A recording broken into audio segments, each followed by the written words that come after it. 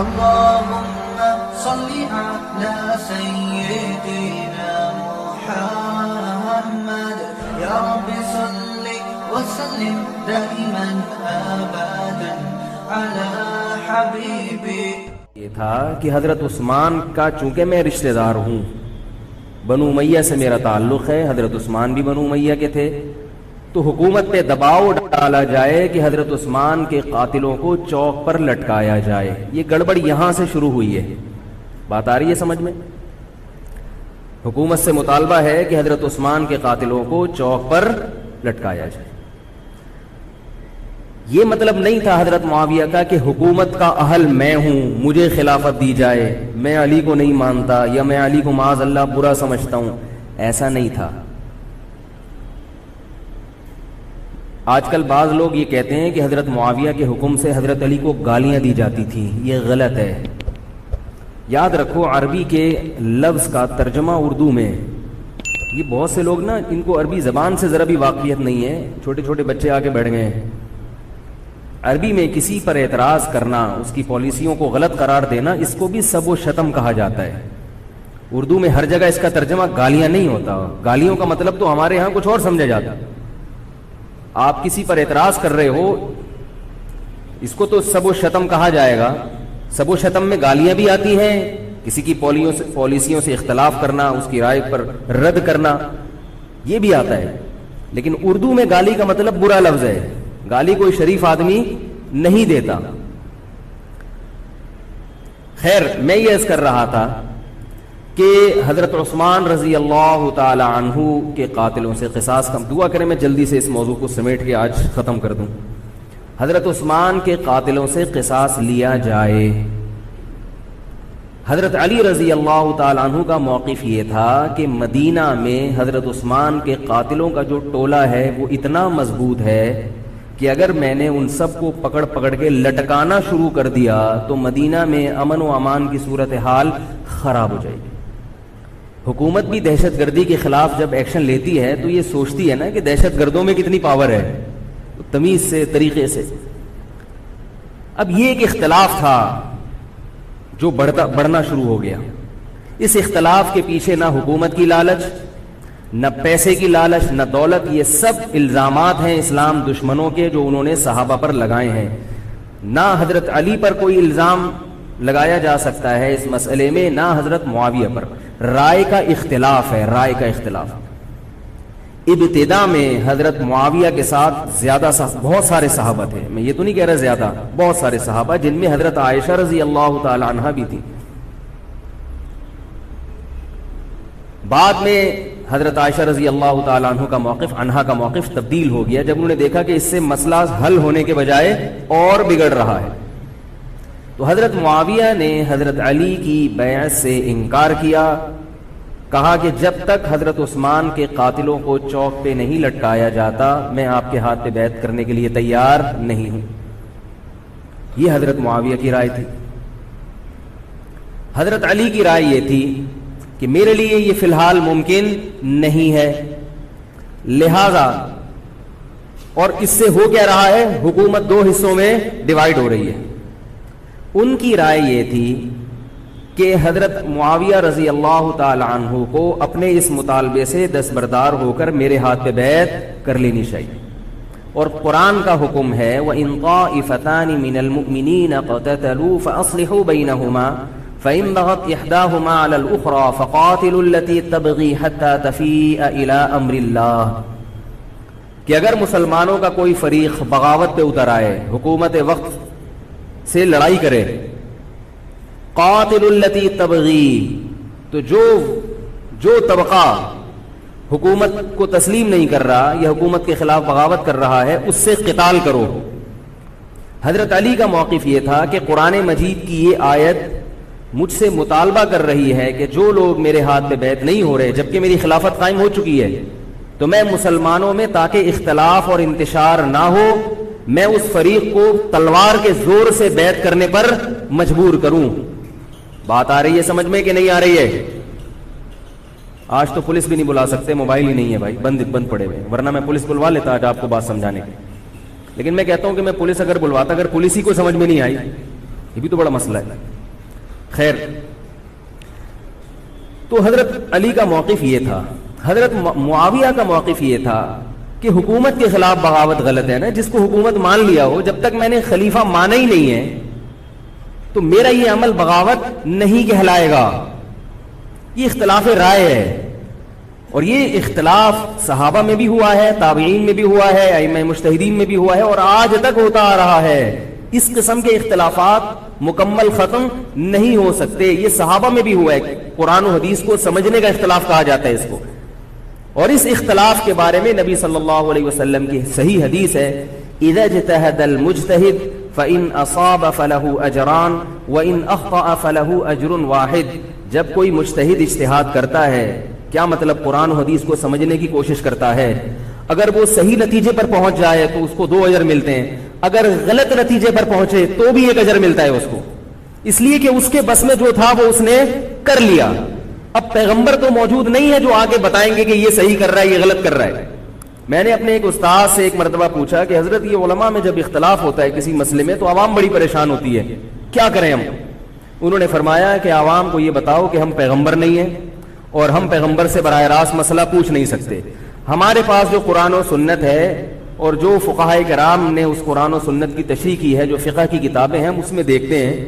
اب اس میں 2 علماء کی رائے میں اگر اختلاف ہو جائے تو اس اختلاف کو ختم کرنے کا ہمارے پاس کوئی راستہ نہیں ہے. نبی ہوتے تو ہم پوچھ لیتے. جب راستہ نہیں ہے تو بھائی اللہ کے نبی نے فرما دیا کہ جو تمہارے بس میں ہے وہ کر لو. اگر درست بات تک پہنچ گئے ڈبل اجر، نہیں پہنچے تو بھی اجر. اس میں ہمیں بتا دیا کہ اسلام پر عمل کے لیے اتنا کافی ہے کہ جو تمہاری استطاعت میں ہے وہ کر لو. نہیں آئی بات سمجھ میں؟ اب یہ اختلاف چھوٹے مسائل میں بھی ہو سکتا ہے اور بڑے مسائل میں بھی ہو سکتا ہے. تیسری بھی ایک جماعت تھی. یہ 2 اختلاف تو پتہ چل گئے نا، حضرت علی کا موقف، حضرت معاویہ کا موقف. ایک تیسری جماعت تھی جو یہ کہتی تھی کہ نہ ہم حضرت علی کا ساتھ دیں گے نہ حضرت معاویہ کا، کیونکہ دونوں مسلمان ہیں، دونوں لڑ رہے ہیں، مسلمانوں کو ہم لڑتا ہوا نہیں دیکھ سکتے. ان کا موقف تھا حضرت علی رضی اللہ تعالیٰ عنہ ایک صحابی کے پاس گئے اور ان سے کہا کہ آپ میری جماعت میں شامل ہوں اور اہل شام کے خلاف میرے ساتھ مل کے لڑیں. وہ صحابی گئے، ایک لکڑی کی تلوار اٹھا کے لائے. انہوں نے کہا کہ میں نے رسول اللہ صلی اللہ علیہ وسلم سے سنا ہے کہ فتنے کا دور ہوگا، مسلمان آپس میں لڑیں گے، تو تم اس وقت اپنی تلوار کو لکڑی کی بنا لینا. لکڑی کی تلوار کا مطلب جو کسی سے لڑنے کے کام نہ آئے. میں تو نہیں لڑ سکتا. اب حضرت علی نے یہ نہیں کہ اس پہ تلوار رکھ دی ہو کہ نہیں تو جائے گا، یا تو دائرہ اسلام سے خارج ہے، یا تو باغی ہے. ٹھیک ہے، نہیں آ رہی سمجھ میں، چھوڑ دو. آج جو فتنے کھڑے ہو رہے ہیں نا، وہ اس پہ نہیں ہو رہے کہ صحیح کیا ہے غلط کیا ہے. فتنہ اس پر ہو رہا ہے کہ جو مجھے سمجھ میں آ رہا ہے وہ میں تھوپ کے اس کو مسلط کر دوں. مجھے اگر رفع الیدین سمجھ میں آ رہا ہے تو پوری دنیا رفع الیدین کیوں نہیں کر رہی، اور اگر مجھے ترک رفع الیدین سمجھ میں آ رہا ہے تو یہ چند لوگ رفع الیدین کیوں کر رہے ہیں. صحابہ کے دور میں رفع الیدین بھی ہوتا تھا اور ترک بھی ہوتا تھا، پھڈے نہیں ہوتے تھے. صحابہ کے دور میں زور سے آمین بھی تھی اور آہستہ آمین بھی تھی، جھگڑے نہیں تھے. صحابہ کے دور میں امام کے پیچھے فاتحہ پڑھنے والے بھی تھے اور امام کے پیچھے فاتحہ کو ناجائز اور حرام سمجھنے والے بھی تھے، مگر پھڈے بازی بولو بھائی نہیں تھی. تو حضرت علی رضی اللہ تعالیٰ عنہ نے ان صحابی کو مجبور نہیں کیا. حضرت علی کی فوج میں عمار ابن یاسر رضی اللہ تعالیٰ عنہ بھی تھے، زبیر ابن عوام، عبداللہ ابن زبیر رضی اللہ تعالیٰ عنہ، عبداللہ ابن زبیر ابن عوام. حدیث میں آتا ہے کہ جب جنگ صفین میں، جنگ جمل میں دونوں فوجیں آمنے سامنے کھڑی ہوئی ہیں، زبیر ابن عوام رضی اللہ تعالیٰ عنہ نے تقریر کی، اہل شام سے خطاب کر کے کہا کہ اے اہل شام، ہم جانتے ہیں کہ تمہارے ساتھ محمد صلی اللہ علیہ وسلم کی زوجہ ہیں حضرت عائشہ، جو ہمارے موقف سے متفق، یہ صحیح بخاری کی روایت ہے، جو ہمارے موقف سے متفق نہیں ہے، لیکن ہے نبی کی بیوی، اور ساتھ کس کا دے رہی ہے؟ تمہارا. اب اعتدال دیکھیں صحابہ کی رائے میں. فرمایا اللہ کی قسم ہم یہ جانتے ہیں کہ جیسے وہ دنیا میں نبی کی زوجہ تھی، جنت میں بھی نبی کی زوجہ ہوں گی. اگرچہ وہ اس معاملے میں ہمارے خلاف ہیں، مگر اس کی وجہ سے ہم ان کے جنتی ہونے کا انکار نہیں کر سکتے۔ کیا مطلب؟ ان کی سمجھ میں جو آ رہا ہے وہ اس کے حساب سے کر رہی ہیں، لیکن ہماری سمجھ میں ان کی بات نہیں آ رہی۔ کیوں؟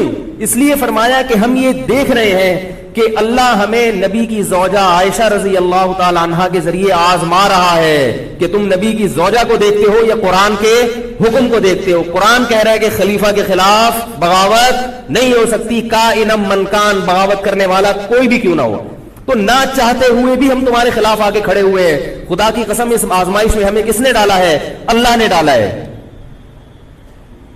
وہ لوگ جو حضرت عائشہ رضی اللہ تعالی عنہا پر تہمتیں لگاتے ہیں، جو حضرت معاویہ کو برا بھلا کہتے ہیں، وہ لوگ حضرت علی اور ان کے ساتھیوں سے سبق کیوں نہیں سیکھ لیتے؟ ایک مرتبہ میرے پاس ایک سوال آیا، سوال کرنے والے نے حضرت معاویہ کی شان میں گستاخی کا پورا ایک باب باندھا ہوا تھا۔ اس نے کہا کہ جس نے نبی کے داماد کے خلاف تلوار اٹھائی وہ اسلام میں معاذ اللہ کیسے ہو سکتا ہے، اور ایسے برے برے القاب کہ میں زبان پہ بھی نہیں لا سکتا۔ میری عادت ہے شارٹ کٹ جواب دینے کی، گل ویلے دی تے پھل موسم دا۔ اتنا ٹائم تھوڑی ہے کہ ہر آدمی کے سوال کو لے کے بیٹھ جائیں۔ میں نے کہا آپ کے جواب میں اتنا کافی ہے کہ یہ وہ الزامات ہیں کہ جس کے خلاف تلوار اٹھائی اس نے بھی یہ الزامات نہیں لگائے۔ مدعی سست اور گواہ چست۔ نہیں آ رہی میرا خیال ہے بات۔ جو حضرت علی کے ساتھ تھے انہوں نے تو یہ کچھ حضرت معاویہ کے خلاف نہیں کہا، انہوں نے وہ تو پھر بھی جنتی مان رہے ہیں، ایک دوسرے کی نماز جنازہ میں شریک ہو رہے ہیں، مال غنیمت کو تقسیم نہیں کر رہے، ایک دوسرے کی عورت پہ ہاتھ نہیں اٹھا رہے، احترام کر رہے ہیں، ایک دوسرے کے پیچھے جنگ ختم ہونے کے بعد نمازیں پڑھی جا رہی ہیں۔ اللہ تعالیٰ نے یہ مثال صحابہ کی قائم کی ہے دنیا کو دکھانے کے لیے کہ ان میں اتنا بڑا اختلاف ہو کہ تلواریں بھی چل جائیں تو وہ اختلاف بھی حدود سے تجاوز نہیں کرتا، اور ہمارے چھوٹے چھوٹے اختلافات میں کیا ایک دوسرے کے خلاف بہتان تراشیاں اور زبان درازیاں ہوتی ہیں۔ تو یہ اختلاف تھا حضرت علی اور حضرت معاویہ کا، جس میں تین فریق تھے۔ ایک حضرت علی تھے، ان کا موقف یہ تھا کہ میرے لیے تلوار اٹھانا واجب ہے۔ حضرت علی کے ساتھ جو لوگ تھے ان کا بھی یہ موقف تھا۔ حضرت معاویہ کا یہ موقف تھا کہ میں باغیوں کی فہرست میں آتا نہیں ہوں۔ کیوں نہیں آتا؟ اس لیے نہیں آتا کہ میں نے خلافت کو تسلیم نہیں کیا، اور ان کے ساتھ بھی صحابہ کرام کی ایک جماعت تھی۔ اور تیسرا موقف، بہت سارے صحابہ یہ تھے جو کہتے تھے ہم کسی کا ساتھ نہیں دیں گے، دونوں طرف مسلمان ہیں، ہماری تلوار سے کسی مسلمان کا خون ہو ہم یہ برداشت نہیں کر سکتے۔ ہماری رائے یہ ہے، اہل سنت والجماعت کی رائے یہ ہے کہ یہ ان تینوں فریقوں میں جو برحق تھے وہ حضرت علی تھے، کیونکہ حکومت تھی ان کے پاس۔ باقی جو دونوں فریق تھے صحابہ کرام کے، ان سے غلطی ہوئی ہے، مگر یہ غلطی اجتہادی ہے، یہ نفس پرستی والی غلطی، حکومت کی لالچ والی، دولت کی لالچ والی، یا ہٹ دھرمی والی یا ضد والی غلطی بولو بھائی نہیں ہے۔ یہ وہ غلطی ہے جس کے بارے میں محمد صلی اللہ علیہ وسلم نے فرمایا کہ اگر مجتہد سے غلطی ہوتی ہے تو بھی اس کو اجر ملتا ہے، کیونکہ اللہ نے قرآن میں فرمایا فاتقوا اللہ ما استطعتم، اللہ سے اتنا ڈرو جتنی تم میں استطاعت ہے۔ تو ان کی جتنی سمجھ میں آیا انہوں نے اس حساب سے کیا۔ تو دو جنگیں ہوئی ہیں، جنگ جمل اور جنگ صفین۔ اب ایک اور بات ہے، تاریخی حقیقت ہے کہ دو جنگوں کے بعد حضرت علی رضی اللہ تعالیٰ عنہ کو خوارج نے شہید کر دیا۔ یہ وہی خوارج جو حضرت عثمان کے قاتل تھے، انہوں نے شہید کس کو کیا؟ حضرت علی کو۔ حضرت علی کی شہادت کے بعد حضرت حسن رضی اللہ تعالیٰ عنہ کی 6 مہینے تقریباً خلافت رہی ہے۔ حضرت حسن رضی اللہ تعالیٰ عنہ نے امت میں جوڑ پیدا کرنے کے لیے حضرت معاویہ رضی اللہ تعالیٰ عنہ سے سلو کر لی، اور خلافت سے دستبردار ہو کر حضرت معاویہ کے ہاتھ پر بیعت ہو گئے۔ نہیں آ رہی میرا؟ پولیس کو فون کریں یار، بہت اہم بات ہے یہ، اس کو اچھی طرح سمجھ لیں، اللہ کرے سمجھ میں آ جائے۔ تو جب یہ ہو گیا تو مسئلہ ختم ہو گیا نا۔ لوگوں نے حضرت حسن سے کہا، یہ میں بالکل مستند روایتیں پیش کر رہا ہوں، اس کے سب کے حوالے ہیں، اور بہت ایسا نہیں ہے کہ تاریخ کی کتابوں کے، یہ حدیث کی کتابوں کے سے پیش کر رہا ہوں۔ حدیث کا جو معیار ہے وہ تاریخی کتب سے بہت زیادہ ہوتا ہے۔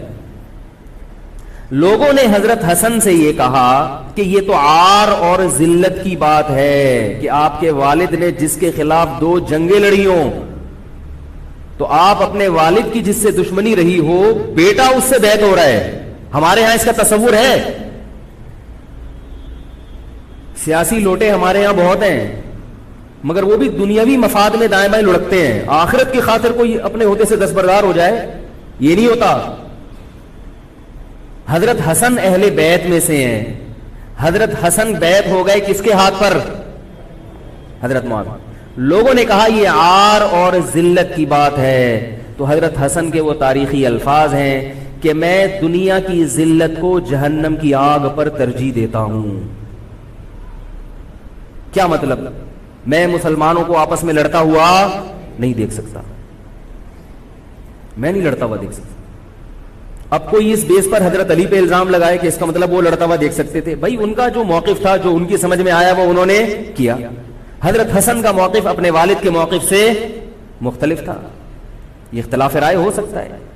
ان کا موقف یہ تھا کہ بھئی حضرت معاویہ حکومت کے اہل ہوں یا نہ ہوں، یہ ایک الگ بحث ہے.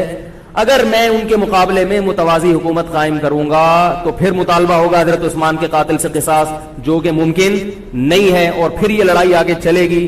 بہتر ہے کہ دستبردار ہو جاؤ کہ حضرت آپ ہمارے خلیفہ ہیں، آپ ہمارے امیر ہیں. نبی صلی اللہ علیہ وسلم اس کی پیشگوئی پہلے کر چکے تھے. حضرت حسن رضی اللہ تعالیٰ عنہ کے بارے میں فرما چکے تھے کہ اللہ میرے اس بیٹے کے ذریعے مسلمانوں کے 2 فریق میں صلح پیدا کریں. تو جو اہل بیت سے محبت کرنے والے لوگ ہیں، ان کو بھی چاہیے کہ کوئی ایسا کام نہ کریں جس سے مسلمانوں میں دوبارہ سے اختلاف اور انتشار پیدا ہو جائے. جوڑ کی اہمیت شریعت میں زیادہ ہے. اب جب حضرت معاویہ کی خلافت قائم ہوئی ہے، حضرت معاویہ نے حضرت حسن رضی اللہ تعالی عنہ کے اکرام میں کوئی کسر نہیں چھوڑی. اس پر متواتر روایات ہیں کہ حضرت معاویہ جتنا حضرت حسن کا اکرام کیا کرتے تھے، اتنا کسی کا اکرام نہیں کرتے تھے. بہت زیادہ آپ کو عزت دی حضرت معاویہ رضی اللہ تعالی عنہ نے. حضرت معاویہ کے بعد یزید کی خلافت قائم ہوئی ہے، حکومت قائم ہوئی ہے. حضرت معاویہ صحابی رسول تھے. بہت سارے صحابہ کو آپ کے طریقہ حکومت پر اعتراض تھا، کیونکہ بہرحال باقاعدہ سلیکشن نہیں ہوئی تھی. لیکن پھر بھی صحابہ کرام نے جب حضرت حسن بیعت ہو گئے تو باقی کس کو اعتراض کا ہوگا. پھر حضرت معاویہ رضی اللہ تعالیٰ عنہ کے دور میں بہت جہاد ہوا ہے. اسلامی خلافت، ہمارا جو بر صغیر میں اسلام آیا ہے، اس کا بہت بڑا حصہ حضرت معاویہ کے دور میں اسلام آیا ہے.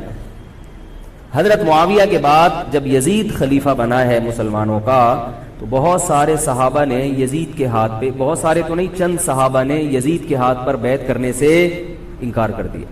وہ اتنے تھوڑے صحابہ ہیں جن کو انگلیوں پہ گنا جا سکتا ہے، جن میں حضرت حسین بھی تھے. حضرت حسن نہیں، حضرت حسن کے بھائی، بولو بھائی، حضرت حسین.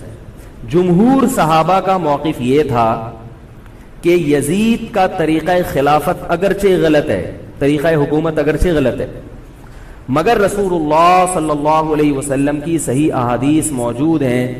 نبی صلی اللہ علیہ وسلم نے فرمایا، صحیح بخاری کی حدیث ہے، اسمعوا واطیعوا ولو سلط علیکم رجل حبشی کأن رأسہ ذبیبہ. آپ صلی اللہ علیہ وسلم نے فرمایا، سنو اور اطاعت کرو، اگرچہ تم پر کوئی حبشی غلام مسلط کر دیا جائے جس کا سر کشمش کی طرح پچکا ہوا ہو. کیا مطلب؟ سلیکشن نہیں ہوئی بلکہ زبردستی مسلط ہو گیا کسی بھی طرح سے. اور جو مسلط ہوا وہ کسی بھی لحاظ سے حکومت کرنے کا اہل نہیں ہے، غلام ہے. غلام کبھی بھی حکومت کا اہل نہیں ہوتا. اور غلام بھی حبشی، کالا کلوٹا، گوروں سے جس کو ویسے ہی تبھی نفرت ہو، بھائی ہم سارے سفید ہیں اور یہ ایک بلیک کہاں سے آ گیا، دوسری قوم کا آدمی. انسان دوسری قوم کے آدمی کو قبول نہیں کرتا، قوم بھی دوسری. اور فرمایا شکل بھی اچھی نہیں ہے. بھائی حاکم کم از کم شکل کا اچھا ہو تو اطاعت کرتے ہوئے مزہ آتا ہے. شکل بھی اچھی نہ ہو تو آدمی کہتا ہے یار اس کی مانوں میں، عجیب سا ہے. یہ فطرت ہے انسان کی. لوگ کوشش کرتے ہیں امام لائے تو شکل بھی اچھی ہو اس کی، یہ کوشش کرتے ہیں لوگ. امام میں پتہ نہیں کیا کیا دیکھ رہے ہوتے ہیں. تو کیا ہے، شکل بھی اچھی نہیں ہے اور عقل بھی نہیں ہے, سر پچکا ہوا ہے کس کی طرح, کشمش کی طرح. صحیح ہے بخاری کی حدیث.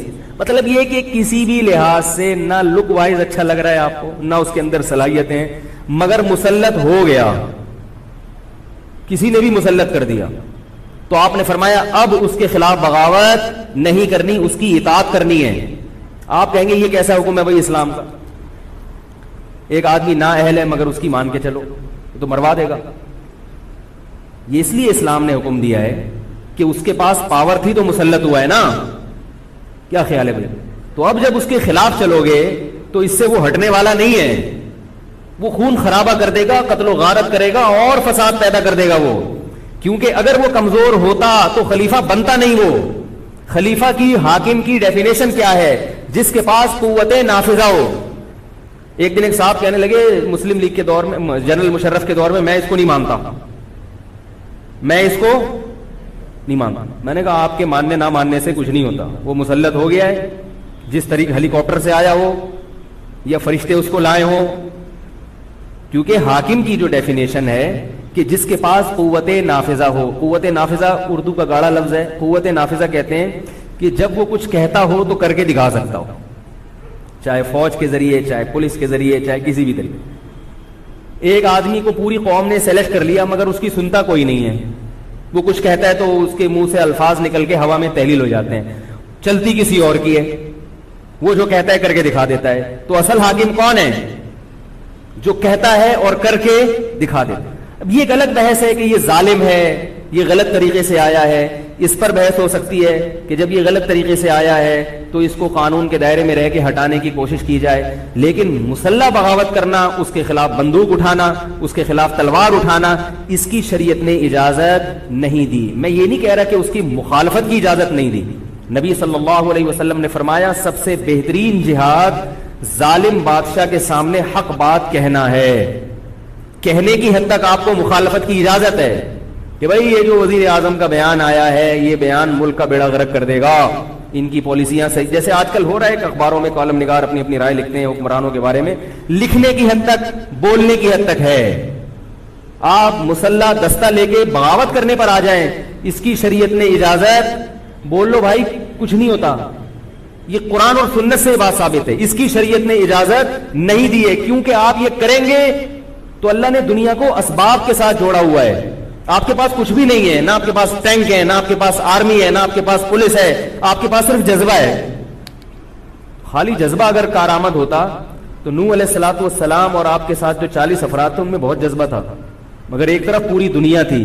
اللہ نے جہاد کا حکم نہیں دیا. اللہ تعالیٰ نے اس دنیا کو صرف جذبات کے ساتھ یا ایمان کے ساتھ منسلک نہیں کیا, اس دنیا کو دارالاسباب بنایا ہے. جذبے کے ساتھ ساتھ کچھ طاقت اور قوت بھی ہونی چاہیے, اور یہ قوت حکومت کے پاس ہوتی ہے, پبلک کے پاس بول لو یار نہیں. اگر پبلک کے پاس ہے تو وہ بھی حکومت کی پالیسیاں ہوتی ہیں کہ یہ بھی لیاری گینگ رہنے دو تھوڑے دنوں کے لیے, ان لوگوں کے پاس تھوڑا سا کلاشن کوفے رہنے دو, حکومت جب چاہے غائب کر دے. یہ جو کلاشن کوفے لے کے لوگ گھوم رہے ہوتے ہیں نا اور بتا رہے ہوتے ہیں ہم امام مہدی کا لشکر ہیں, یہ سب گورنمنٹ کے لوگ ہوتے ہیں. آئی بات سمجھ میں؟ گورنمنٹ کی طرف سے ان کو پرمٹ ملا ہوتا ہے, ورنہ آپ چاقو لے کے بھی, جو خنجر ہے نا وہ بھی لے کے ذرا گھوم کے دکھاؤ. تو جو بھی امام مہدی کا لشکر کا دعویٰ کر رہا ہے اور کہہ رہا ہے میں یوں کر دوں گا, میں یوں کر دوں گا, میرے ساتھ آ جاؤ, تو سمجھ لو گورنمنٹ نے اس کو خود ہی بٹھایا ہوا ہے. اور بعض دفعہ حکومت اپنی مخالفت کے لیے بھی بندے بٹھا دیتی ہے. یہ ایجنسی والے بڑے ہوشیار ہوتے ہیں, یہ اپنی مخالفت کے لیے پبلک بندوں کو خرید کے بٹھاتے ہیں کہ تم آرمی کے خلاف اور ایجنسیوں کے خلاف تقریریں کرو اور جہاد کا اعلان کرو. اس کا نتیجہ کیا نکلتا ہے؟ جو جو جہاد کے اعلان میں ان کے ساتھ ہوتے چلے جاتے ہیں ان کے نام ایجنسیوں کے پاس پہنچ جاتا ہے. پھر ایجنسیاں کہتی ہیں ابھی ان کو کھل کے جہاد کرنے دو, تاکہ جتنے لوگوں میں اس قسم کے جہاد کے جراثیم ہیں وہ تمام آ جائیں اور ایک ہی دفعہ اسپرے کر کے سب کو نمٹا دیا جائے. یہ ایک بچوں کی طرح کبھی اس کو پکڑ لیا, یہ کام نہیں ہوتا. تو اس لیے کہہ رہا ہوں یہ جو نوجوان طبقہ ہے اس کو جہاد کے نام پہ الو بنانے والے ہر جگہ بہت ہیں.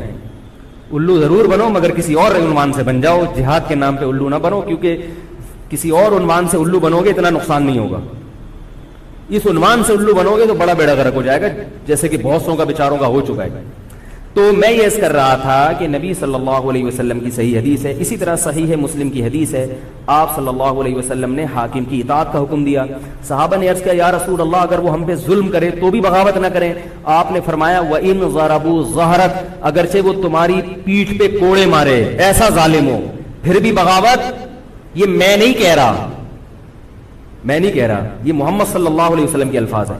کیوں؟ اس لیے کہ آپ صلی اللہ علیہ وسلم نے اتحاد پہ زیادہ زور لگایا ہے. بھائی حکومت ایک ہوگی، جیسی مرضی لنگڑی لولی ہو، مگر مسلمان کی جو ایک یونائٹی ہے، جو ایک اتحاد ہے، وہ تو برقرار رہے گا نا. اگر آپ کمزور ہو گئے تو کتنا مرضی ایمان ہو، کمزور آدمی دنیا میں کہیں بھی نہیں پنپ سکتا. تبھی میں کہتا ہوں پاکستان کی قدر کرو. جیسا مرضی ہے، ایک مضبوط آرمی تو ہے نا، ایٹم بم تو ہے، جیسی مرضی آرمی ہو، لیکن ہے تو نا. اگر یہ ختم ہو گئی اور نیک نیک لوگ آ گئے مگر اتنے پاورفل نہ ہوئے، وہ آپ کو انڈیا سے نہیں بچا سکتے، وہ آپ کو امریکہ کے شر سے نہیں بچا سکتے، کیونکہ اس وقت پوری دنیا پاکستان کی دشمن ہوئی ہوئی ہے سوائے چند ممالک کے. اور وہ جو ملک بچا ہوا ہے یہ میرے اور آپ کی تقریروں سے نہیں بچا ہوا، یہ ایٹم بم سے بچا ہوا ہے. اللہ نے دنیا کو اسباب کے ساتھ جوڑ دیا ہے. ایٹم بم بھی ہے اور پھر ایمان کی طاقت بھی ہے کسی حد تک، جو کہ بہت ہی شارٹ ہو گئی ہے ایمان کی طاقت. تو دونوں چیزیں چلتی ہیں ساتھ، صرف بم بھی کافی نہیں ہے. اللہ نے فرمایا اگر تم تقوی اختیار کرو گے تو اللہ تمہاری مدد کرے گا، ورنہ نہیں کرے گا. تو دونوں چیزیں ضروری ہیں. تو حضرت معاویہ کے بعد یزید کے بارے میں جمہور صحابہ کا موقف یہ تھا کہ یہ جیسا مرضی ہو، ظالم ہو، عادل ہو، یہ ایک الگ بحث ہے، مگر ہے بہرحال یہی. پاور کس کے پاس ہے؟ اسی کے پاس. حضرت حسین رضی اللہ تعالیٰ عنہ کا موقف یہ تھا کہ میں یزید جیسے آدمی کے ہاتھ پر بیعت کرنے کے لیے تیار. بولو بھائی، نہیں، میں نہیں بیعت کرتا اس کے ہاتھ، کیونکہ یزید کے بارے میں خبریں تھیں. بعض کہتے تھے شراب پیتا ہے. حضرت مفتی محمد تقی عثمانی صاحب کا انہوں نے فرمایا ہے کہ کسی مستند روایت سے ثابت نہیں ہے شراب پینا. روایتیں ہیں مگر کوئی اوتھینٹک روایت نہیں ہے. تو اب نتیجہ کیا نکلا کہ حضرت حسین رضی اللہ تعالیٰ عنہ کے پاس کوفہ سے خطوط آئے. کوفہ کا گورنر تھا ابن زیاد، وہ بھی یزید کا آدمی تھا، بڑا ظالم آدمی تھا وہ. اہل کوفہ کے خطوط آئے کہ آپ آ جائیں یہاں پر، یہاں سب لوگ آپ کے ہاتھ پر بیعت کرنے کے لیے تیار ہیں. حضرت حسین کا خیال یہ تھا کہ اگر یہ سب تیار ہیں تو یزید کی حکومت بغیر لڑائی کے، بغیر بڑے قتال کے، مسلمانوں کے خون خرابے کے بغیر ختم ہو سکتی ہے. آئی بات سمجھ میں؟ جو انفارمیشن آپ کو ملی تھی، جو نالج آپ کو ملی تھی، وہ نالج غلط تھی. اگر وہ نالج صحیح ہوتی تو حضرت حسین کبھی کربلا کی طرف رخ نہ کرتے، کیونکہ حضرت حسین کا موقف بھی یہی تھا کہ مسلمانوں کی تلواریں آپس میں نہ چلیں. حضرت حسین رضی اللہ تعالیٰ عنہ کے پاس جب 50 سے زیادہ خطوط آئے ہیں اہل کوفہ کی طرف سے کہ آپ آئیے، آپ آئیے، آپ آئیے، تو پہلے حضرت حسین رضی اللہ تعالیٰ عنہ نے اپنے رشتہ دار جو آپ کے چچزاد تھے مسلم بن عقیل، ان کو بھیجا. نتیجہ کیا نکلا؟ مسلم بن عقیل کا وہاں پر حکومت نے گرفتار کر کے ان کو قتل کر دیا. اب یہ ایک ایسا ظلم تھا جس کے ظاہر ہے کہ کسی کو سفیر بنا کے بھیجا جائے، کسی کو حال احوال دیکھنے کے لیے بھیجا جائے، اور حضرت حسین کی نیت ہرگز بغاوت کی نہیں تھی. مگر کوفہ کے گورنر کو اور یزید کو یہ خیال تھا کہ خلافت کے اصل اہل یقیناً یہی ہیں، کہیں ایسا تو نہیں ہے کہ یہ امیر بننا چاہتے ہیں، یہ خلیفہ بننا چاہتے ہیں.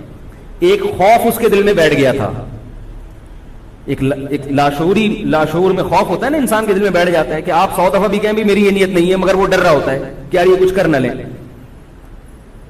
تو جب مسلم بن عقیل کو شہید کیا گیا، حضرت حسین رضی اللہ تعالیٰ عنہ جا چکے تھے. جب حضرت حسین رضی اللہ تعالیٰ عنہ کوفہ کی طرف جا رہے تھے، بہت سارے صحابہ نے آپ کو منع کیا، جن میں عبداللہ ابن عمر رضی اللہ تعالیٰ عنہ بھی تھے، عبداللہ ابن عباس رضی اللہ تعالیٰ عنہ بھی، کہ آپ یہ کام نہ کریں. بعض نے تو کہا کہ ہمیں آپ کی شہادت کا یقین ہے، کیونکہ جس حالات میں آپ جا رہے ہیں حکومت یہ سمجھے گی کہ بغاوت کرنے آ رہے ہیں، لہذا وہ آپ کو کیا کرے گی؟ اس بیس پہ قتل نہیں کرے گی کہ آپ نواسہ رسول ہیں، کیونکہ وہ بھی مسلمان تھے. اس بیس پہ قتل کرے گی کہ آپ کی نیت کیا ہے، حکومت کے خلاف بغاوت. تو ان کے پاس ایک اپنے آپ کو برحق ثابت کرنے کے لیے ایک دلیل ہوگی کہ حکومت کا باغی جو بھی ہو اسے کیا کر دو؟ قتل. رسول اللہ صلی اللہ علیہ وسلم نے فرمایا، صحیح حدیث ہے، کہ جب مسلمان کسی ایک امیر پہ جمع ہو جائیں تو اس کے خلاف جو بھی اٹھے، نبی نے فرمایا اس کو قتل کر دو، کائنم من کان، چاہے وہ اس کے خلاف اٹھنے والا کتنا ہی نیک کیوں نہ ہو. یہ حدیث کے الفاظ ہیں. حضرت حسین کا موقف یہ تھا کہ میں نے ابھی تک یزید کی خلافت اور حکومت کو تسلیم نہیں کیا، لہذا میں اس وعید میں داخل نہیں ہوں. اب ہوا یہ ہے کہ حضرت حسین رضی اللہ تعالی عنہ جب گئے ہیں اور کربلا کے مقام پہ پہنچے ہیں تو وہاں آپ رضی اللہ تعالیٰ عنہ کو مسلم بن عقیل کی شہادت کا بھی پتہ چلا، اور اندازہ ہوا، میں بہت شارٹ کر کے سنا رہا ہوں، اندازہ ہوا کہ حالات ایسے نہیں ہیں جیسے میں سمجھ رہا تھا. عبید اللہ جو ابن زیاد تھا بدبخت، اس نے حضرت حسین کو یہ کہا کہ بغیر کسی شرط کے حضرت حسین کو گرفتار کر کے لاؤ اور میرے ہاتھ پر بیعت کراؤ. یہ رسول اللہ صلی اللہ علیہ وسلم کے نواسے کی توہین تھی کہ آپ صلی اللہ علیہ وسلم کے نواسے ہیں اور ان کے ساتھ ایسے معاملہ کیا جائے جیسے ایک عام شخص کے ساتھ معاملہ کرتے ہیں. ان کو گرفتار کر کے معاذ اللہ گھسیٹ کے لاؤ اور میرے ہاتھ پر بیعت پر کیا کرو، ان کو مجبور کرو. حضرت حسین رضی اللہ تعالیٰ عنہ کا کربلا کے میدان میں موقف یہ تھا کہ میں اگر بیعت ہوں گا تو ڈائریکٹ یزید کے ہاتھ پہ بیعت ہوں گا جو مسلمانوں کا خلیفہ ہے، ابن زیاد کے ہاتھ پر بیعت نہیں ہوں گا. یہ بھی اس تاریخ کا ایک اہم پہلو ہے کہ حضرت حسین نے کوفہ جانے کا ارادہ ترک کر دیا اور کربلا سے شام جانے کا آپ رضی اللہ تعالیٰ عنہ نے ارادہ کر لیا. اور بعض مورخین نے لکھا ہے کہ حضرت حسین جو واپس آ رہے تھے تو وہ کربلا سے گزر رہے تھے، وہ واپسی کا راستہ ہی شام کا راستہ ہے. نہیں یاری بات میرے خیال سے، وہ جس ٹریک پر چل رہے تھے وہ راستہ کون سا ہے؟ وہ شام کو جاتا ہے. یہ اس کی علامت ہے کہ آپ یزید سے ملاقات کے لیے، مذاکرات کے لیے تیار، بولو بھائی، ہو چکے تھے. کہ میں خود براہ راست یزید سے مل کے حال احوال دیکھتا ہوں، اگر مجھے سمجھ میں آئے تو میں اس کے ہاتھ میں بیعت ہو جاؤں گا. حضرت حسین رضی اللہ تعالی عنہ کا مقصد حکومت کے خلاف تلوار اٹھانا، بولو بھائی، نہیں تھا، ورنہ وہ اس کے لیے تیار نہ ہوتے. مگر جو ابن زیاد تھا اس نے حضرت حسین رضی اللہ تعالی عنہ اور آپ کے ساتھ جتنے اہل بیت تھے ان پر ظلم یہ کیا اس بدبخت نے کہ اس نے انہیں شام جانے کا راستہ نہیں دیا اور اس میں اپنی توہین محسوس کی کہ میرے ہاتھ پر بیعت کیوں نہیں ہو رہے، اور لشکر بھیجا جس لشکر نے چاروں طرف سے حضرت حسین رضی اللہ تعالیٰ عنہ کو گھیرا. حضرت حسین نے کہا کہ میں عزت کی جو موت ہے اس کو ذلت کی زندگی پر ترجیح دیتا ہوں. کوئی بھی غیرت مند ہوتا تو اس وقت یہی کرتا کہ بھئی جب میں اپنے دعوے سے بھی دستبردار ہو گیا اور میں شام جانے کے لیے بھی تیار ہو گیا، اب میرا راستہ روکنے کی کیا حقیقت ہے.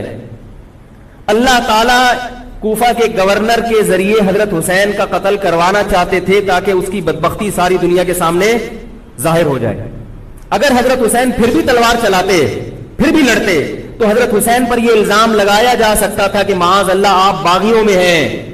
تو اللہ تعالیٰ نے اپنے نبی کے نواسے کو اس الزام سے محفوظ رکھا اور آپ نے لڑائی کا ارادہ ترک کر دیا. حضرت حسین نے کربلا کے میدان میں جو لڑائی لڑی ہے وہ اقدامی لڑائی نہیں تھی، وہ دفاعی لڑائی تھی. دیکھو جب حکومت آپ کو گھیر لے چاروں طرف سے، آپ کہیں ٹھیک ہے بھائی میں لڑائی سے دستبردار ہوتا ہوں، مجھے میرے گھر جانے دو. حضرت حسین کا ایک مطالبہ یہ بھی تھا کہ یا تو مجھے واپس جانے دو مدینہ، میں جہاں سے آیا ہوں وہیں جا رہا ہوں واپس، مکہ جانے دو یا مدینہ جانے دو. ان کا ایک مطالبہ تھا کہ نہیں، ان کو گرفتار کر کے لاؤ اور زبردستی ہمارے ہاتھ پر بیعت کراؤ. یہ ظلم تھا. نتیجہ کیا نکلا ہے کہ کربلا کے میدان میں آپ کو گھیر کر آپ کو بھی شہید کر دیا گیا، اور جتنے اہل بیت تھے مرد سوائے امام زین العابدین کے جو حضرت حسین رضی اللہ حضرت حسن کے بیٹے تھے، ان کے علاوہ جتنے بھی اہل بیت تھے ان سب کو قتل کر دیا گیا. اور یہ اسلامی تاریخ پر ایک بدنما داغ ہے یہ واقعہ کہ ایک اسلامی حکومت تھی اور اس کے اسلامی حکمران تھے، اور ان حکمرانوں کے ہاتھوں محمد صلی اللہ علیہ وسلم کے نواسے کا سر جو ہے وہ گردن اڑائی گئی ہے. مجھ سے خدا کی قسم یہ الفاظ ادا نہیں ہو رہے، میں اپنے جذبات پہ بہت زیادہ کنٹرول کر رہا ہوں. وہ منظر کیا ہوگا کہ جب نبی صلی اللہ علیہ وسلم کے نواسے آپ صلی اللہ علیہ وسلم کے نواسے کی گردن اڑائی گئی ہو. تو یہ بہت ایک اسلامی تاریخ میں ایک بدترین واقعہ ہے. لیکن بات یہ ہے کہ جب یہ واقعہ ہو گیا اور قتل کر دیا گیا, باقی جتنے بھی جو زندہ بچے تھے اہل بیت وہ یزید کے پاس لے جائے گئے. روایات میں آتا ہے کہ یزید نے ان کا اکرام کیا اور ان کو عزت کے ساتھ تحفے تحائف دے کر واپس کیا. یہ جو کربلا کے واقعات میں جو ظلم کی داستانیں اضافی بیان کی جاتی ہیں, اس کا مستند تاریخی روایات سے کوئی ثبوت بولو بھائی نہیں ملتا. اب لوگوں نے اپنی دکانیں چمکا لی ہیں, پانی نہیں تھا, کئی دنوں سے کھانا نہیں ملا. صحیح روایات سے ثابت ہے کہ حضرت حسین رضی اللہ تعالیٰ عنہ کربلا کے میدان میں وضو کر کے نماز پڑھتے تھے, تو پانی تھا تو. اور بعض نے یہ کہا کہ اہل بیت کی عورتوں کی عزتیں اچھالی گئی ہیں. آپ اس طرح کی باتیں کر کے اہل بیت سے محبت کا اظہار کر رہے ہو یا ان کی توہین کر رہے ہو؟ بولو بھائی. اگر کوئی عزت دار پاک دامن عورت ہو, بالفرض اس کی عزت پہ ڈاکہ ڈلتا ہے بالفرض, تو آپ اس بات کو چھپاؤ گے نا, آپ جھوٹ بولو گے, بولو گے نہیں بھائی اس کی عزت پہ کوئی آنچ نہیں آئی ہے. کیونکہ جب عورت کی عزت کو آپ کوئی تار تار کر دے اور آپ ممبر پہ بیٹھ کے اس کو بتا دو, تو وہ عزت تار تار ہونے سے اتنی بے عزتی نہیں ہوگی جتنی اس بات کو بیان کرنے سے اس کی بے عزتی ہوگی. حقیقت یہ ہے کہ کسی مستند روایت سے ثابت نہیں ہے کہ اہل بیت کی عورتوں کی عزتوں کو اچھالا گیا. وہ نبی کے گھرانے کی عورتیں تھیں, ان کا ناخن بھی کوئی نامحرم مرد نہیں دیکھ پاتا تھا. دوپٹہ اتر گیا زینب کا اور زینب کی چادر چھن گئی, یہ سب غلط ہے, یہ سب من گھڑت باتیں ہیں. چونکہ وہ بہرحال مسلمان تھے جو حضرت حسین کے خلاف لڑ رہے تھے, ظالم تھے, اس میں کوئی شک نہیں ہے. اس سے بڑا ظلم اس کائنات میں ہوا نہیں ہوگا کہ ایک شخص جو اپنے آپ کو مسلمان کہتا ہے اور وہ نبی کے نواسے کو قتل کر دے اور اہل بیت کو قتل کر دے. اسلامی سیاست میں اتنی گندی تاریخ ہمیں کبھی بھی نہیں ملتی. حضرت عثمان کا بھی قتل ہوا, وہ بھی بہت بڑا ظلم تھا, مگر یہ ظلم اس ظلم کی نوعیت سے بڑھ کر تھا, کیونکہ حضرت عثمان کا قتل حکومت کے ہاتھوں نہیں ہوا ہے, باغیوں کے ہاتھوں ہوا ہے. یہاں حضرت حسین کا قتل کس کے ہاتھوں ہوا ہے؟ حکومت کے ہاتھوں ہوا ہے, جس پر لوگ بیعت کر چکے تھے. تو یہ اسلامی تاریخ میں ایک بہت بڑا بدنما داغ ہے, مگر اس کو بیان جس انداز سے کیا جاتا ہے اور جتنے قصے کہانیاں من گھڑت سنائے جاتے ہیں ان کا حقیقت سے تعلق نہیں ہے. ہماری نظر میں چاہے پانی بند کیا ہو یا نہیں کیا ہو, کھانا ملا ہو یا نہیں ملا ہو, ہماری نظر میں حضرت حسین رضی اللہ تعالی عنہ کا سر قلم کر دینا ہی کائنات کا بدترین ظلم ہے. یہی ایسا ظلم ہے کہ جس پر جتنا غم کیا جائے کم ہے. غم منایا نہیں, غم کیا جائے. منانا الگ چیز ہے, غمزدہ ہونا الگ چیز ہے. لیکن جو آگے اس میں تڑکا لگایا جاتا ہے اس کا حقائق سے تعلق بولو بھائی نہیں ہے. یہ دکانیں ہیں جو چمکائی, اس میں سب برابر ہیں, شیعہ بھی سنی بھی. بہت سارے سنی علماء بھی کربلا کے واقعے کو بہت ہی بھیانک انداز سے بیان کرتے ہیں. اور مقصد کیا ہوتا ہے؟ پبلک کو رلانا. ایک رونا وہ ہوتا ہے جو خود سے آئے, اور ایک رونا ہوتا ہے باقاعدہ آپ کو آرڈر پہ رونے کے لیے اور رلانے کے لیے بلایا جائے.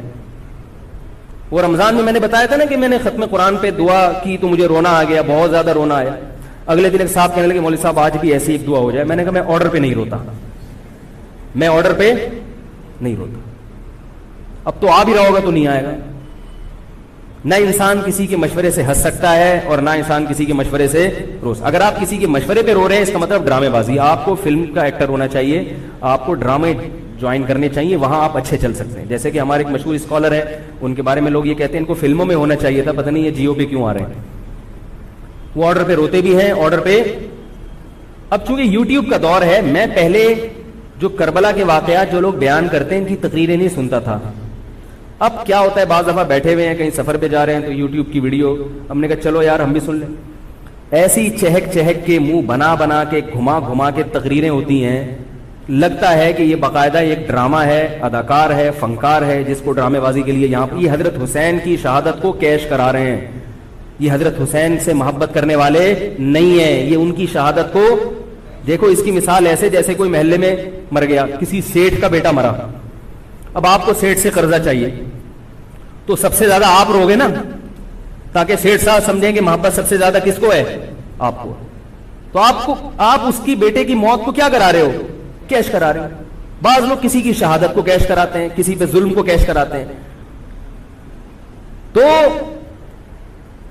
میں پھر عرض کروں کہ بہت بدترین واقعہ ہے. حضرت حسین رضی اللہ تعالیٰ عنہ کا سر لے جایا گیا یزید کے پاس. یزید بدبخت نے چھڑی سے آپ کے ہونٹوں کو چھوا. وہاں صحابی رسول نے فرمایا کہ ایسا مت کرو. فرمایا اللہ کی قسم میں نے ان ہونٹوں پہ بارہا محمد صلی اللہ علیہ وسلم کے ہونٹ رکھے ہوئے دیکھا ہے. بارہا میں نے دیکھا ہے کہ محمد صلی اللہ علیہ وسلم نے ان ہونٹوں کا بوسہ لیا ہے. بارہا میں نے دیکھا ہے. ان صحابی کے دل پہ کیا گزر رہی ہوگی جو حضرت حسین کے ساتھ یہ حرکت دیکھ رہے ہوں گے, جبکہ اسی حسین کو انہوں نے بارہا نبی کی گود میں بھی دیکھا اور بارہا نبی کے ہونٹوں کو بھی ان ہونٹوں سے مس ہوتے ہوئے دیکھا. تو جب یہ سر ان کے سامنے رکھا ہوگا اور اس کے ساتھ یہ حرکت ہو رہی ہوگی, ان صحابی کے جذبات کیا ہوں گے.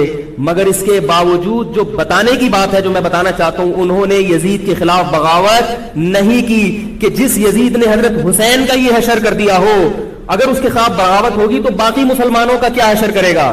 تو اس میں صبر کی تلقین بھی صحابہ نے بتائی ہے کہ حاکم کے مظالم کو برداشت کیا جائے, زبان سے اس کو ہائی لائٹ کیا جائے کہ غلط ہو رہا ہے, تلوار نہ اٹھائی جائے. بات نہیں آ رہی میرے خیال ہے سمجھ میں, کیونکہ آج ایک واقعہ ہوا ہے, ورنہ کربلا جیسے درجنوں اور واقعات ہو جائیں گے. تو صحابہ کرام کی سیرت میں ہمیں ہر طرح کے اسباق ملتے ہیں. تو میں یہ عرض کر رہا تھا کہ یہ ہے وہ کربلا کا واقعہ جس کا میں نے آپ کو خلاصہ بیان کیا. اس کے بعد کیا ہوا ہے کہ یہ جو بنو امیہ کی حکومت تھی, اس کی وہ ویلیو صحابہ کرام کے دل میں نہ رہی جو پہلے کسی حد تک برقرار تھی. یہ بہت ایک حکومت کے خلاف لوگوں کے دل میں بغض پیدا ہو گیا اور بالآخر بغاوتیں شروع ہوئیں. لیکن جمہور صحابہ کا موقف پھر بھی یہی تھا کہ حکومت کے خلاف بغاوت جائز, بولو بھائی, نہیں. اور اسی طرح کے ظالم لوگ آتے رہے اور انہی کی اولادوں میں بنو امیہ میں اللہ نے پھر عمر ابن عبدالعزیز کو پیدا کیا. عمر ابن عبدالعزیز بھی انہی ظالم لوگوں کی اولاد تھے, مگر اسلام چونکہ قیامت تک رہنے کے لیے آیا ہے تو اللہ کو اپنا دین محبوب ہے, اللہ غیب سے انتظام کرتے ہیں. عمر ابن عبدالعزیز جیسے ہی حکومت میں آئے ہیں, خلیفہ بنے ہیں, آپ رضی اللہ تعالی عنہ نے وہ بنو امیہ کی جو جاہلانہ چیزیں تھیں ان سب کو ختم کر دیا. حکومتی ملکیت کو جو ذاتی خزانہ لوگ سمجھنا شروع کر دیا تھا اس کو ختم کیا. عمر بن عبدالعزیز کی ایک تاریخ ہے, ان کو 5واں خلیفہ راشد کہا جاتا ہے. علم حدیث کو مرتب کیا گیا, فقہ کو مرتب کیا گیا, حدیث کا علم ضائع ہو رہا تھا. آپ نے حکم دیا کہ اکتب ما کان من حدیث رسول اللہ صلی اللہ علیہ وسلم فانی اخاف ضیاع العلم والعلماء. فرمایا مجھے علم اور علماء کے ضائع ہونے کا خطرہ ہے, محمد صلی اللہ علیہ وسلم کی حدیثوں کو ریٹن فارم میں لایا جائے. تو باقاعدہ پھر حدیث کو باقاعدہ جمع کیا گیا کتابوں کی شکل میں, اور آج ہمارے پاس وہ حدیث محفوظ ہیں. فقہائے کرام کا دور آیا تو اللہ تعالیٰ نے حضرت عمر بن عبدالعزیز کے دور میں امت کو الحمدللہ دوبارہ جمع کر دیا. عمر بن عبدالعزیز کے بعد پھر بغاوتیں ہوئیں, بالآخر بنو امیہ کی حکومت کا خاتمہ ہوا, بنو عباس کی حکومت آئی. مگر بنو عباس کی حکومت آنے سے بنو امیہ کی حکومت مکمل ختم نہیں ہوئی. وہی ہوا کہ آپ نے اچھی نیت سے بغاوت کی مگر اس کا نقصان زیادہ. وہ کیا ہوا, بنو امیہ بھاگ گئے, اندلس میں حکومت قائم کر لی اور ادھر بنو عباس کی. تو یہ تاریخ میں پہلا واقعہ تھا کہ اسلامی خلافت 2 حصوں میں ڈیوائیڈ ہو گئی. اس کے بعد آج تک ایک جگہ مسلمان جمع نہیں ہو سکے. کیوں؟ مسلمانوں نے اس حدیث کی مخالفت کی کہ امیر کے خلاف بغاوت, بولو بھائی, نہیں کرو. اب میں آپ سے ایک بات کہتا ہوں کہ بالآخر ڈیوائیڈ ہوتے ہوتے ہوتے ہوتے آج پتہ نہیں کتنے سارے اسلامی ملک بن گئے. پاکستان میں الگ ہے, سعودی عرب کی پالیسیاں الگ ہیں, دبئی الگ چل رہا ہے, قطر اور سعودیہ کا پھڈا ختم نہیں ہو رہا. 1920 تک تو پھر بھی خلافت عثمانیہ تھی, اگرچہ پوری دنیا پہ نہیں تھی.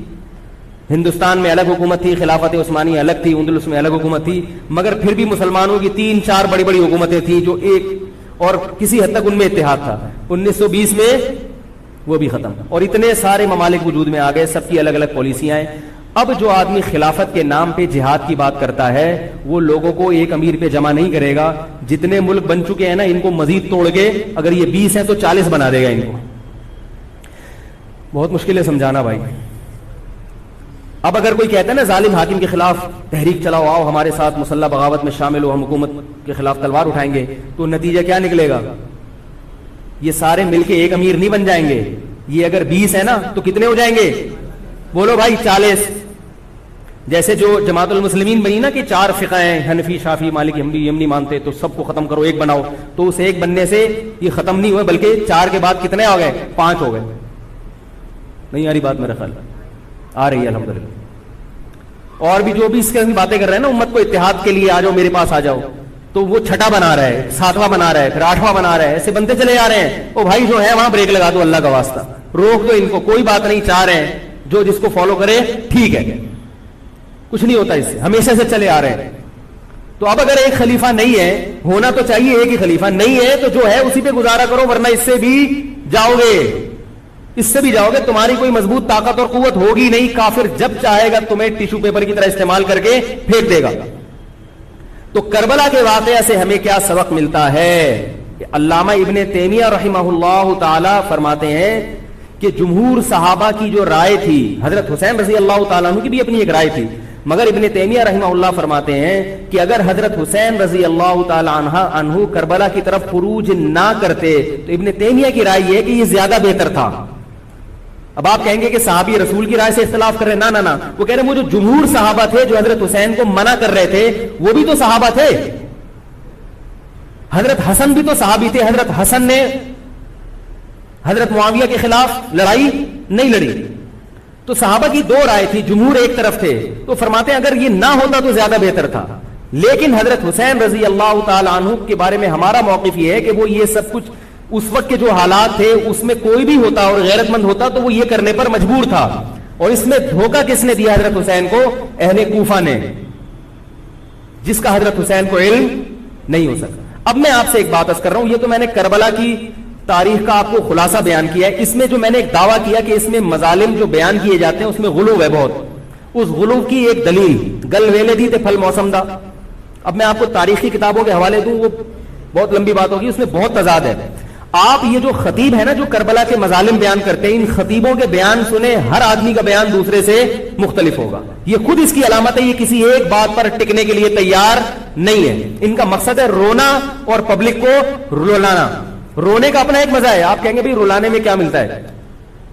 بھائی جیسے ہنسنے کا مزہ ہے ایسے ہی آرڈر پہ باقاعدہ رونے کا بھی ایک تو رونا غم سے ہو رہا ہوتا ہے، اس میں مزہ نہیں آتا. ایک آرڈر پہ جب انسان روتا ہے اس کا اپنا ایک مزہ ہے. تو اللہ کے بندو حضرت حسین کی شہادت کو کیش مت کراؤ. صحابہ کرام پہ جو مظالم ہوئے ہیں ان کو آپ اپنی ذات کو چمکانے کا اور اپنی دکانداری کا ذریعہ نہ بنائیں، چاہے کوئی سنی ہو یا شیعہ ہو. بعض سنی لوگ بھی بے وقت تڑکا لگاتے ہیں اس میں. تو ایسا نہیں ہے. اس بارے میں نے جو اسٹڈی کی ہے، مطالعہ کیا ہے، سب سے زیادہ مضبوط تحریر، سب سے زیادہ مضبوط موقف حضرت مفتی محمد تقی عثمانی صاحب دامت برکاتہم کا ہے. حضرت مفتی محمد تقی عثمانی صاحب دامت برکاتہم کی شخصیت ایسی ہے، دیکھو جو مولوی ہوتا ہے نا وہ مولویوں کو سمجھتا ہے، پبلک نہیں سمجھتی. ڈاکٹر کو پتا ہے نا کہ کون سا ڈاکٹر اچھا ہے کون سا گڑبڑ ہے. عام آدمی تو اس کو اچھا سمجھیں گے جو لوگوں کو الو بنا رہا ہے. پبلک کو نہیں پتا ہوتا کہ کس میں کتنا دم ہے.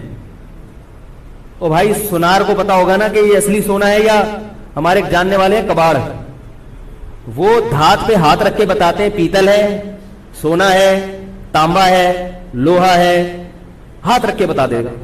حالانکہ اس نے کسی یونیورسٹی سے کوئی کورس نہیں کیا، نہ کوئی سائنسدان ہے. وہ کام کیا ہے کباڑ کا، ساری زندگی یہی کام کیا ہے. تو جو مولوی لوگ ہوتے ہیں ان کی ساری زندگی اسی میں گزری ہوتی ہے، پڑھنے پڑھانے میں، بشرطے کہ ہوں بھی مولوی.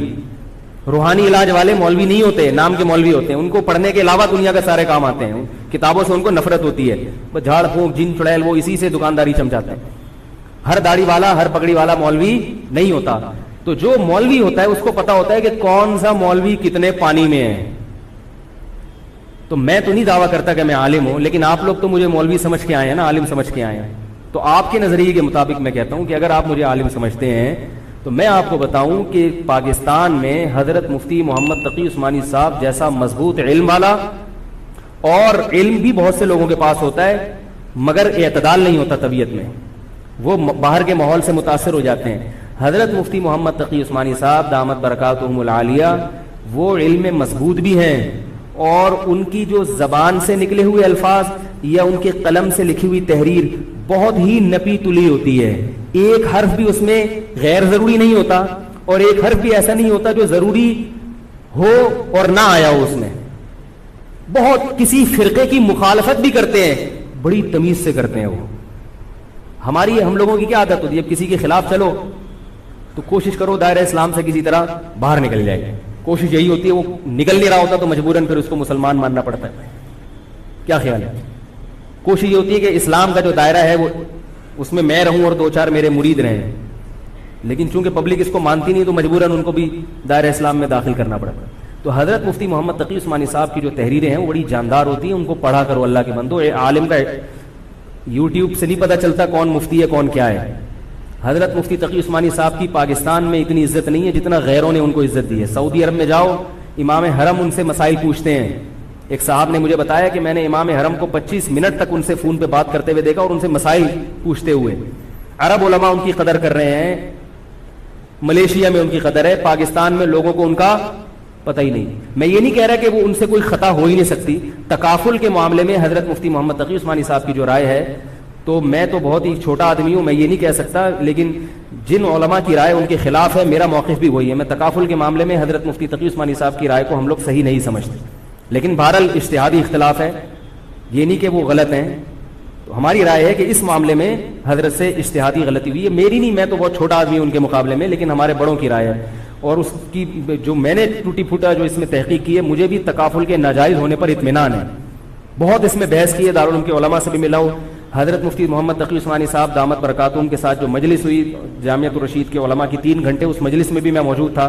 تو میں نے دونوں طرف کے دلائل بہت اچھی طرح سے سنے ہیں، تو مجھے اس کے ناجائز ہونے پر اطمینان. لیکن مسئلہ اختلافی ہے، تو جب بڑے حضرات میں جو بڑے علماء ہیں ان میں جب اختلاف ہوتا ہے تو پھر عوام کو چاہیے کہ جس کی رائے پہ ذل زیادہ مائل ہو رہا ہے اس کی رائے کو فالو کر لے، کسی دوسرے پر اعتراض نہ کرے. بات آ رہی ہے سمجھ میں؟ انشورنس کا متبادل ہے نا تکافل، پاقطر تکافل، یا یہ سب میری رائے میں یہ سب ناجائز ہے.